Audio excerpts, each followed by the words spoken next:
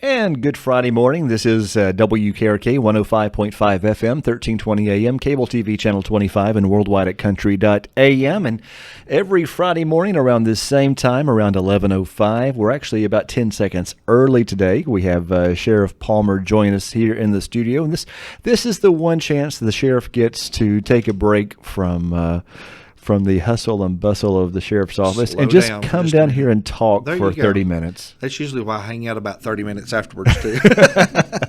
Welcome back, Sheriff. Good. It's good to be here today. We do appreciate you taking time out of your busy schedule to come here, be on the radio, let folks know. Informing the public is so important. It is. I don't think a lot of people realize how important that is in your job. But it is. It's very important for people just to know what you're doing and what's going on. Mm-hmm. We have been extremely busy. I've been looking for cold weather to get here, and maybe things would calm down just a little bit, and people would go indoors and stay and that kind of stuff. So you're wishing for the cold. I'm wishing for the warmth to stay. Yeah. So I love the warm weather, but it's been great weather, but we could use a little rain on top of that. It won't be long. You won't be able to wear short sleeves again anymore.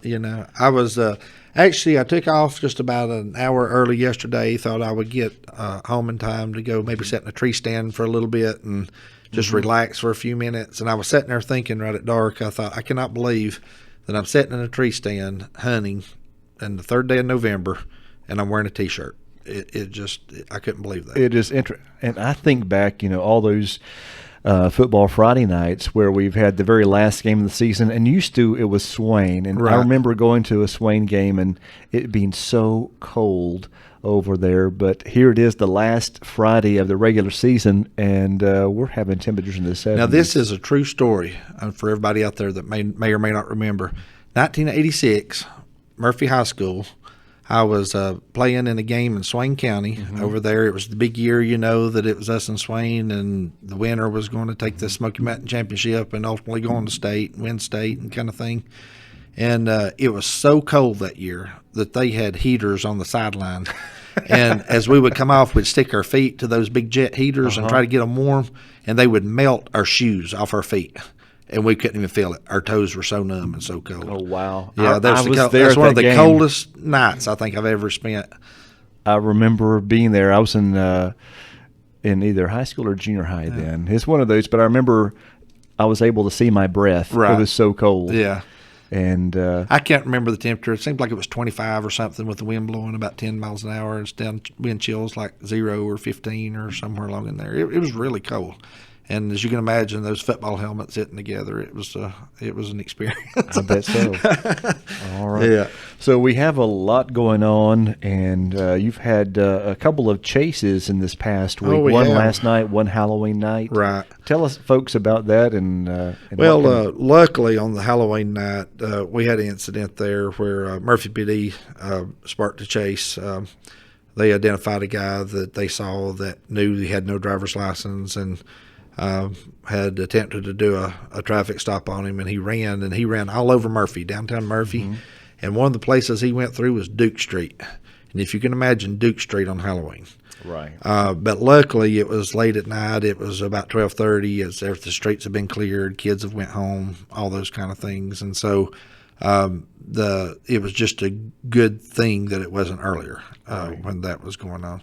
I told my chief, we were talking about it, and I was really, thankful and glad that didn't happen about 8 o'clock or 9 o'clock at night when the streets were so full of people and kids everywhere and all those kind of things. And ultimately, as a law enforcement officer, when it does happen, when those type of things happen, when you've got traffic and issues, you've ultimately got to make that decision of whether you're going to discontinue that chase and let the subject get away, or whether you're going to continue, and you got to do public safety and evaluate all those kind of things. But I want to commend Murphy Police Department. They did a great job in that. They got the subject apprehended later and went on. I don't remember how many minutes the chase lasted, but it was all over Murphy, from one end of Murphy to the other and back and forth. And but they finally got him apprehended, got him in jail, and he's no stranger to the judicial system and to the penal system. So got him off the streets and back in jail. I think he had some drugs. I believe he did. Don't quote me on that, but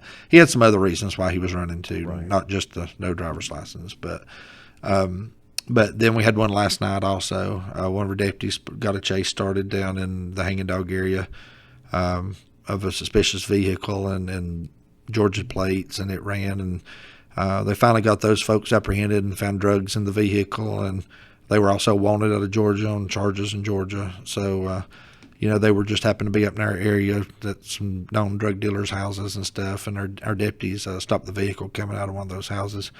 And that's the kind of thing that we're trying to accomplish, is that places that we know that there's drugs going on and we know that people are selling drugs, even though we may not have enough probable cause to get into the house and do something with it, we still want to do those traffic stops and those kind of things of people coming in and out of those houses and trying to get that probable cause to shut those places down. So want to commend the deputies of a great job last night and good apprehension on that and taking some people off the street that was wanted in other states. So all right. we're just lucky to have a good law enforcement force that we do have here in Cherokee County. And all the guys and gals I know that's working law enforcement, the police departments and highway patrol and wildlife and Forest Service and everybody that we have in the area that's in law enforcement, our sheriff's office, they're all good people that's there for the right reasons. I don't know of any one of them that I would say that is not a good person or is there for a wrong reason. All right. Besides the one chase on Halloween, were there any other incidents on Halloween that were an issue? No, I think it was a good Halloween night. There was a lot of kids out. I know that with the warm weather and the good weather that we had Halloween night, Murphy was packed. It was packed. I drove through downtown and I was planning on trying to get on up to Andrews too, and I just couldn't get up there. I mean, Murphy was just so packed full of people and couldn't get cars in and out, and of course, when there's people there, you hate to leave right in the middle of stuff, but not just Duke Street in that area, but also downtown Murphy. Downtown Murphy had as many people as Duke Street had, and so it was just all over Murphy. It was just a packed night. And we were talking about drugs in our county before the show. I may have mentioned this before on the air, but your page, the detention center page, where people can view the charges and photos, it's a very popular page. I'm sure you're aware of that. And I look at some of the pictures there, and I look at some of the ages of the people, like 27, 25, and they look a lot older than their age. They look older than me, and I'm guessing drugs are part of the contributing factor. There was actually a traffic stop that we conducted. It's probably about a month ago now. It was toward the end of summer, late summer, early fall, maybe in that area. But I was actually conducting the traffic stop, and I was talking to the driver and was getting his information and stuff, and it was. The people that was in the vehicle had the appearance of using drugs, and that kind of look about them. And some of them that were in the vehicle were known drug users, drug dealers. And so we were trying to get consent to search for the vehicle and that kind of thing. And as I was talking with him, there was a lady in the passenger seat. And I looked at her a couple different times, and I estimated her age probably in the late 60s, early 70s, And as we were talking, she called me by name, and I thought, who is this? And I bent down again to look at her and get some identification off of her, and it was a girl that I went to school with. Oh, wow. That was my age. But just because of the drugs and things that she had done in her life, she looked 20, 30 years older than what we really are. What are some of the signs, the visual indications of someone that may be well, there's a lot of different signs to look for. There's no one particular thing that you can look and say this is the one thing, but there's a lot of things such as just the change in appearance, the drastic change, whether it's losing weight or gaining weight. It could be gaining weight for people, but just a drastic change in appearance. Most of the time, if it's methamphetamine or heroin or those kind of things, it's losing weight, drastic weight loss. But not only that, with aging, with the losing of teeth, sores on the skin, those type of things. Those are all indicators that shows you that there's something wrong there, that you need to be asking questions and digging a little deeper into that. That aging thing really took me by surprise because seeing people in their 20s looking 20 or 30 years older than that was just kind of shocking. Well, the one thing that drugs do, depending on the kind of drug you use, is it has so much shock value to the body, and it causes the body to do things that the body's not supposed to do. And so with your increased heart rates and rapid heartbeats and lungs expanding and all those things at a rapid rate, it's like taking a car and taking that gas pedal and just mashing it to the floor and holding it. Okay. It wears those organs out. It wears the body out.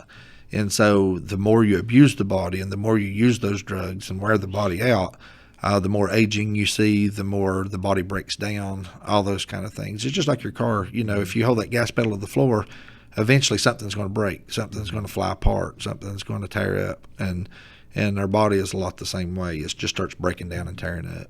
I know there was a very successful marketing campaign. It's probably still circulating the internet too.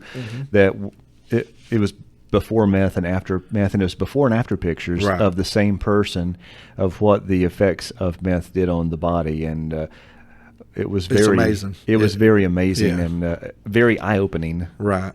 A lot of the a couple of things like the sores. People ask a lot of times about the meth sores and why they have sores on the body and the chemicals and those kind of things, but it's not really the chemical that's causing the sores.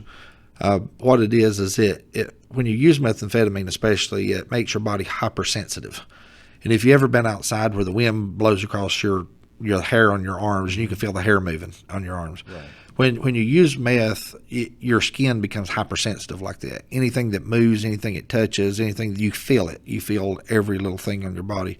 And so these people, when the hair is moving on their arms and on their face and neck and all that, they start scratching and picking because they feel all this movement, and it becomes itching, and so they scratch it more. So really what the sores are from is from the picking and the scratching. Okay. And really that's what causes the sores. It's not as much the chemicals and stuff in the drugs as it is the picking and scratching.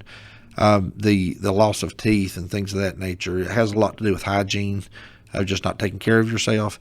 But also, especially if you're like smoking meth or smoking crack or things in pipes, it burns the enamel off your teeth and causes your teeth to rot a whole lot quicker than they normally would. So if you have bad teeth anyway and you smoke that on top of it and the acid burns the enamel off your teeth has nothing to protect itself. So that's why they fall out. That's why they rot. That's why these things happen. So it's very interesting to see how different drugs affects the body. And even things such as marijuana, a lot of people say, well, it's not a big deal, it's not going to overdose off marijuana, and that's true. You're not going to overdose off marijuana. But there are side effects that come with that causes body changes and conditions to the body and different things that affects your brain in different ways. And so things that may not be visible right at the moment that you're using it, but it's breaking the body down and hurting the body just like other things do, just like cigarettes do or alcohol or anything else. Anything you put in your body is going to break it down and going to hurt it like that. I know your officers and employees, not only are they there to make arrests, but one of the things that I find interesting and good is you try to ask, what kind of help do you need? Right. What kind of success are you having in trying to help people? We're having good success on that. The thing about it is this, and this is what I encourage people almost every day, at least several times a week, but almost every day, I have someone sitting in my office or in my conference room talking to me about needing help, or their child needs help, or their family member needs help, or these things are happening, and what can we do to help? What can they do to help themselves? Mm-hmm. And the bottom line is this, and you've got to have that clear mind, that clear thought, and want the help first. Mm-hmm. And if people don't want help, if they don't want to help themselves, we can send them to every rehab center in the country, and it's not going to change anything. As soon as they get out, they're going to go back to using again if they don't want the help.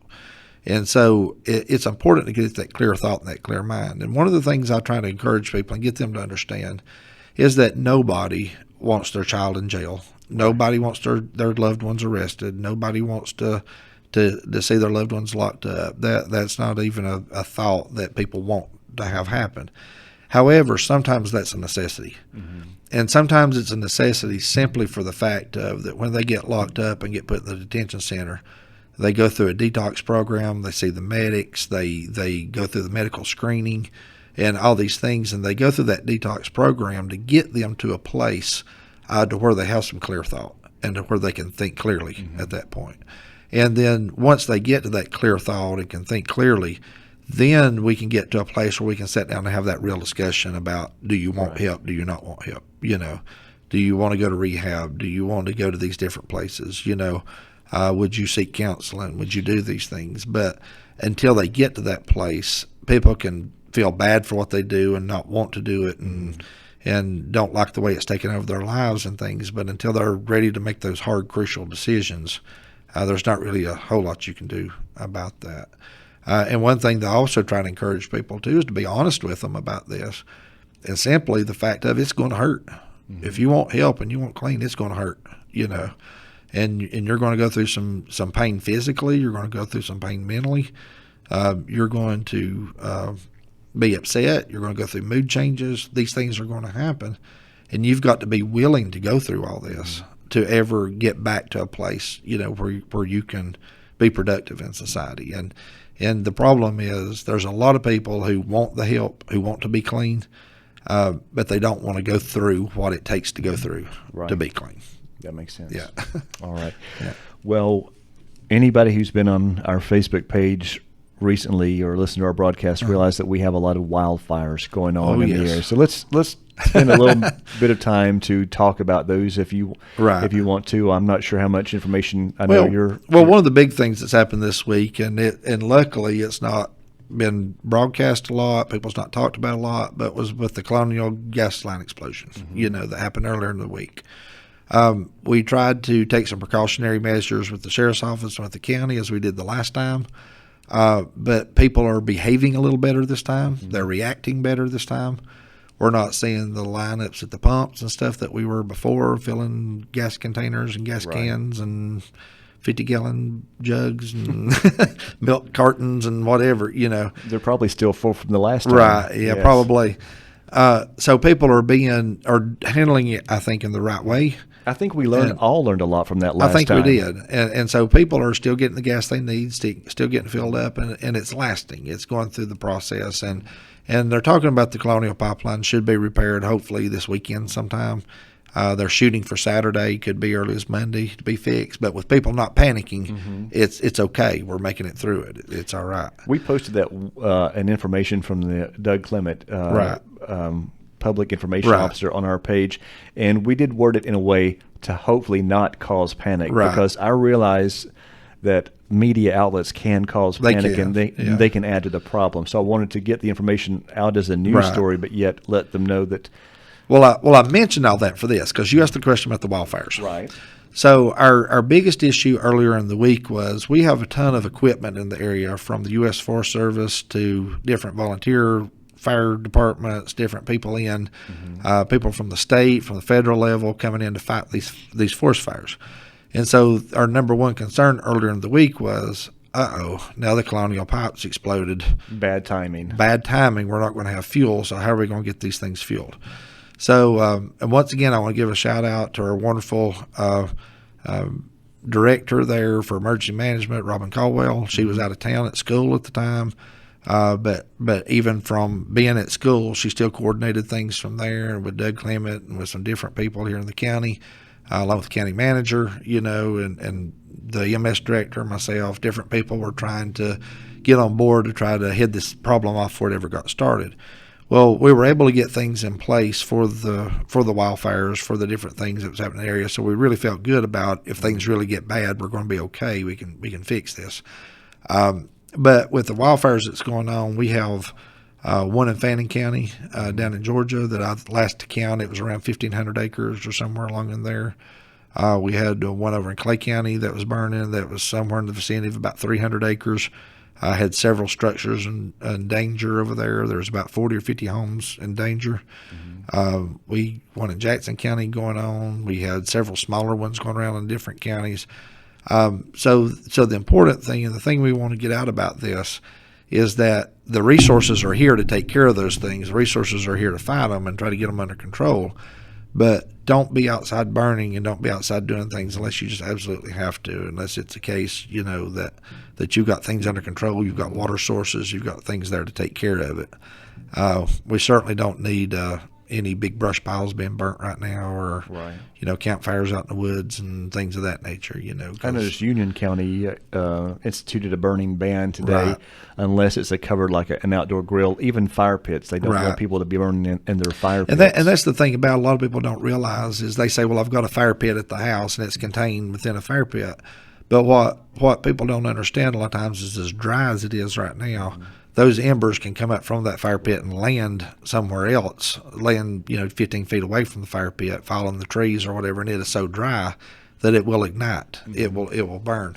And so it's important that people understand that right now, that if you are burning close to your home with a water source, please keep those fires still small so you can extinguish them at a moment's notice if you need to extinguish them. And the bigger the fire is, the bigger the embers, and the farther they go and before they land. So if you're going to be near your home or have a water source there where you're going to do a barbecue outside or a fire pit or something like that, and you do have a water source to do that, please just still keep those fires small and keep them where you can put them out at a moment's notice. Martha Hughes called on Party Line this morning and was concerned because she lives there in Peachtree, and she'll see people going down and throwing cigarette butts out the window, and that's not a good idea. That's not a good idea either. We can't even describe how dry it is. I know we did the drought thing, put it on our page and all that.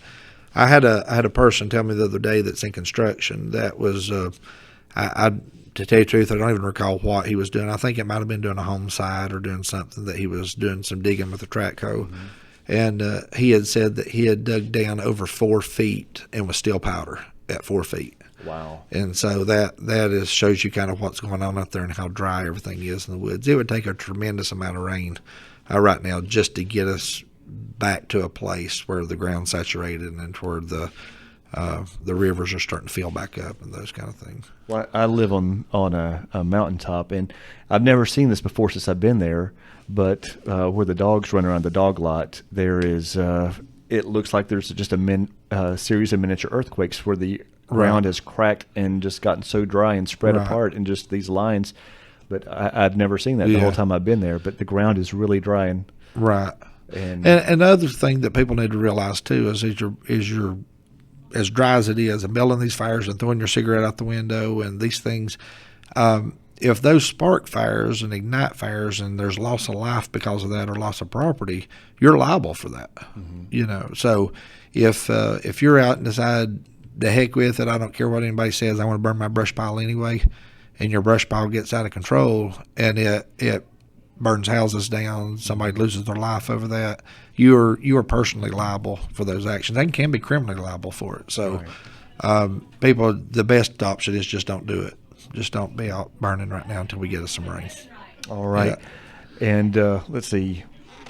And people may not realize, even a 300-acre fire, that just hearing that number may not sound very big, but if you live on a 1-acre piece of property with a house on it, something 300 times that size, that gets pretty enormous. And it does. And most of the ones right now are not near homes; they're just in the fires. Any idea what may be causing the fires? No, right offhand, I've not heard anything about what's caused these, especially like the Clay County fire, the Fannin County. I've not heard a source of those things.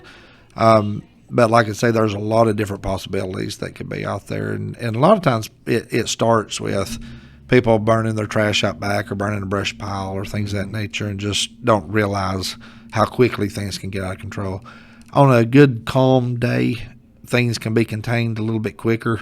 But on these days that we're having 10 to 15 mile an hour winds that are out there, just a simple little fire in the yard could take off and get way out of your control in just a matter of seconds or minutes, so. And we received a message from your dispatch center last week that the 911 call line was getting overwhelmed with people calling and asking about the smoke. Right. And should people call 911 if they see smoke, or? Well, if it's a complete covering like we have these major wildfires, and there's smoke everywhere, then pretty much dispatch is going to already know it because it's going to be a huge fire somewhere.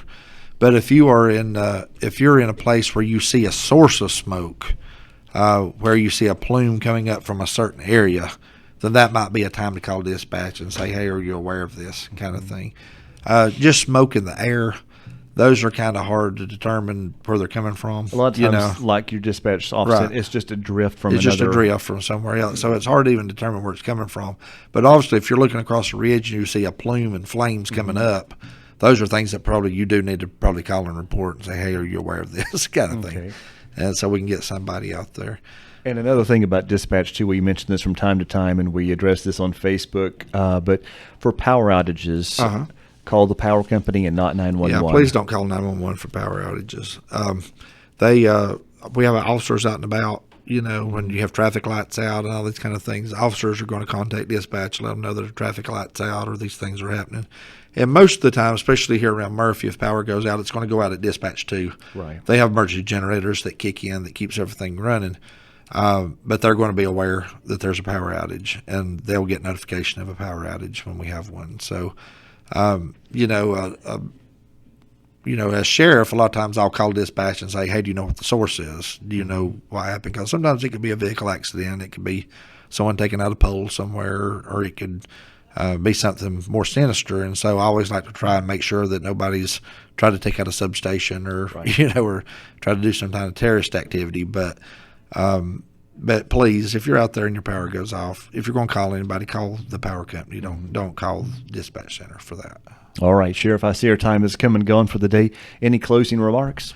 No, I just want to let people know how busy it is. I've not had a chance to run October's numbers, but in September, our deputies handled 3,100 calls for September. Wow. And it's probably going to be about the same for October. So it's things have just been carrying on, been real busy all summer, all fall. And so we're just hoping that we can get some cold weather in here to maybe calm things down. All right. Well, Sheriff, how about we do this again next week? I think I'll try that. All right. I'll meet you here. Same place, same time. Same place, same time. All right. It's WKRK in Murphy, 11:31 our time.